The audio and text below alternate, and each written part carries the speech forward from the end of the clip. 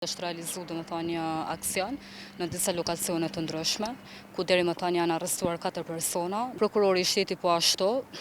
do të parashtrojë kërkesë me shkrim në gjykatën themelore për caktimin e ndonjërin prej masave të sigurisë ndaj të pandehurve. Aksionet e tjera janë ende në zhvillim e sipër dhe urdhër të gjykatës kompetente në bazë të kërkesës me shkrim nga prokurori i shtetit. Sot është realizu një aksion në disa lokacione të ndryshme, ku deri më tani janë arrestuar 4 persona, 2 persona zyrtar në Ministrinë e Punëve të Brendshme për shkak të veprës penale keqpërdorimi i pozitës apo autoritetit zyrtar, ku edhe të cilët kanë lëshuar certifikata për pajisje për leje të armëve tek qytetarët, ku ata nuk i kanë përmbushur kriteret e nevojshme ligjore, si dhe janë arrestuar edhe 2 persona të tjerë në kohë zgjatje prej 48 orësh për shkak të veprës penale pranimi i rishfetit në sektorin privat. Gjatë ekzekutimit të urdhër kontrollit,